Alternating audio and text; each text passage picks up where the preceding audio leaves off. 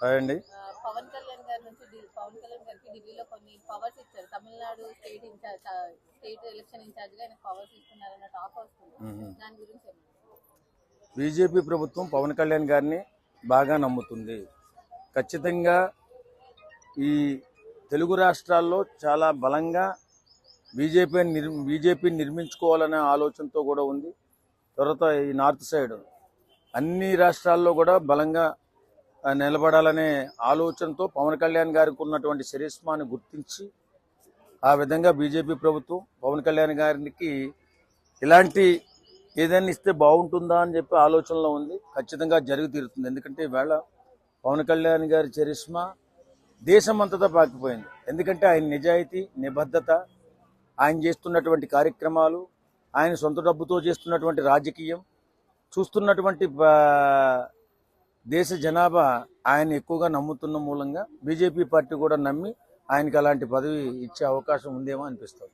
అంటే ఇప్పుడు కొంతమంది ఇక్కడ ఏపీలో ఏమంటున్నారంటే ఆ స్థాయి లేని వ్యక్తిగా స్థాయిని అప్పచెప్పడం కరెక్ట్ కాదని వైసీపీ నాయకులు విమర్శిస్తున్నారు. వైసీపీ నాయకులకి ఏం స్థాయి ఉందట? ఏ స్థాయి ఉంది చెప్పండి? ఆయనకి ఏ చరిష్మా ఉంది? రాజకీయ అనుభవం, రాజకీయ ఇప్పుడు పరిపాలన చేత కాదు. ఇచ్చిన అవకాశాన్ని 5 ఏళ్లలోనే 151 నుంచి 11కి దిగజార్చుకున్నాడు. ఇంకేం చరిష్మా ఉంది?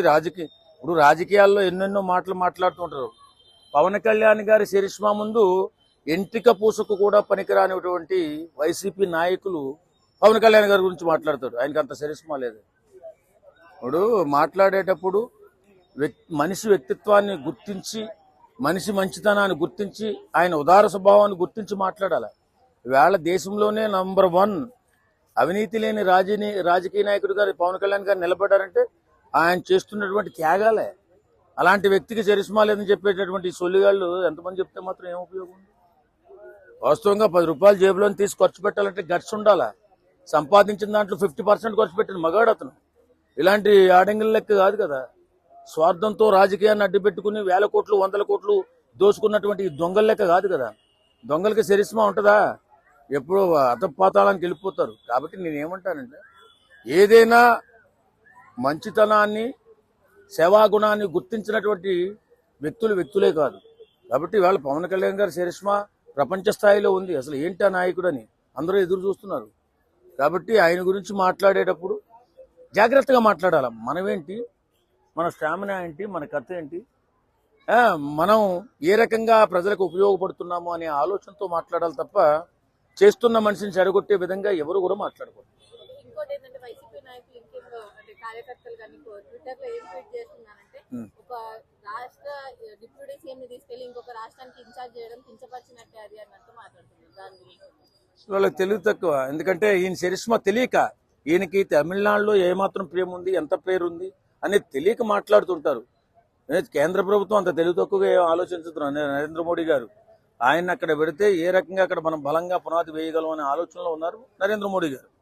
కాబట్టి వాళ్ళ పవన్ కళ్యాణ్ గారు నాతో ఉన్నారని చెప్పి ప్రతి సభలో కూడా చెప్పుకుంటూ వేళ పవన్ కళ్యాణ్ ఉంటే నాకు ధైర్యం ఉంటుందనే ఆలోచనలో వాళ్ళు కూడా ఉన్నారు. కాబట్టే ఆయన్ని ఆ రకంగా అటు తెలంగాణలో కానీ అటు తమిళనాడులో కానీ గట్టిగా పాగా వేసేందుకు పవన్ కళ్యాణ్ గారిని ఉపయోగించుకుంటున్నారని మనం అనుకుంటున్నాం. గతంలో పవన్ కళ్యాణ్ గారి పైన తమిళనాడులో కేసులు అయినాయి కదా, ఇప్పుడు వెళ్తే ఆయన క్యాంపెయిన్ చేయనిస్తారా, జైల్లో వేస్తారా? ఇదేనా ఇండియా అనుకుంటున్నారా లేకపోతే వేరే దేశం అనుకుంటున్నారా? వేరే దేశంలో మనం ఇక్కడ ఎలక్షన్ జరిగితే వేరే దేశంలో క్యాంపెయిన్ చేయనివ్వరు. ఎందుకంటే ఎలక్షన్ ఎక్కడ, క్యాంపెయిన్ అక్కడని. ఈ దేశంలో ఈ దేశ పౌరుడిగా ఎవడైనా ఎక్కడైనా చేసుకోవచ్చు క్యాంపెయిన్.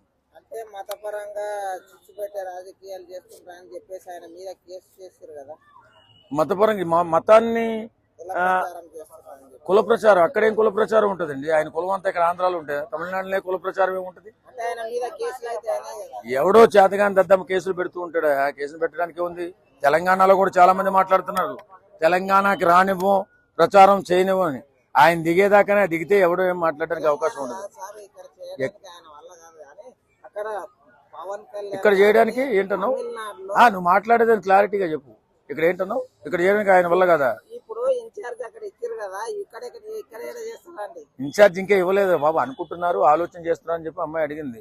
ఆలోచన చేస్తే మంచిదే కదా. ఆయన చరిష్మా దశ దిశలా వ్యాపించి ఉంది కదా. కేంద్ర స్థాయిలో చర్చలు జరుగుతున్నాయి, ఆయనకి ఇవ్వాలి అన్న ఆలోచనతో మేజర్ నేమ్ ఆయన పేరే వినిపిస్తుంది. అవును. సో దాని ప్రకారం చూస్తే మీరు ఒక జన సైనికుడు అంటే పవన్ కళ్యాణ్ పార్టీ సిద్ధాంతాలను పాటించే వ్యక్తిగా మీకు అభిమానిగా మీకు ఎట్లా అనిపిస్తుంది? చాలా ఆనందంగా ఉంది. ఒక పార్టీ మమ్మల్ని గుర్తించి మమ్మల్ని గౌరవించి ఫలానా చోట మీరు పని చేయండి, మాకు అండగా నిలబడండి అని చెప్పి అడిగిందంటే మా గౌరవం అది.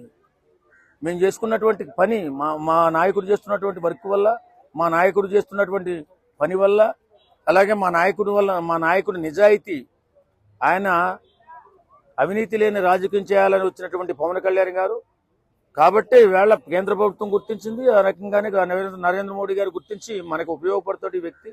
తర్వాత సనాతన సాంప్రదాయాన్ని పాటిస్తూ చాలా గౌరవంగా మన దేశ సౌభాగ్యాన్ని, మన దేశ సాంప్రదాయాన్ని ముందుకు తీసుకెళ్తున్నాడు కాబట్టి మనకి ఈ వ్యక్తి కావాలని నరేంద్ర మోడీ గారు ఆలోచిస్తున్నారు.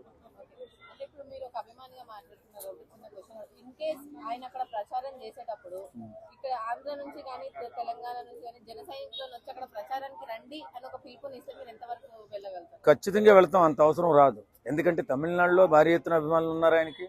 ఇక్కడి నుంచి తెలంగాణ నుంచో లేకపోతే ఆంధ్ర నుంచో అభిమానులు తీసుకెళ్లి ప్రచారం చేసుకునేంత అవసరమే లేదు. అక్కడ జనాలే సరిపోతారు వాళ్ళకి.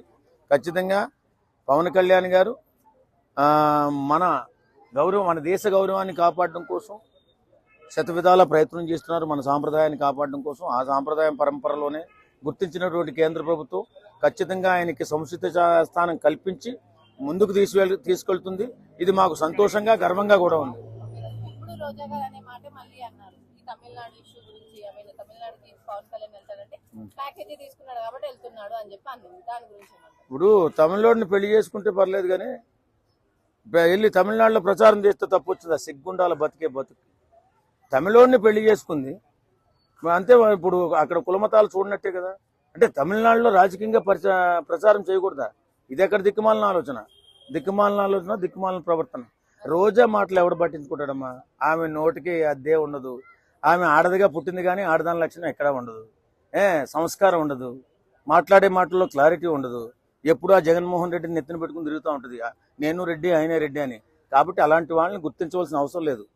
ఈయన అన్ని కులాలు అన్ని మతాలు ఒకటే అనేటటువంటి వ్యక్తిత్వం ఉన్న వ్యక్తి.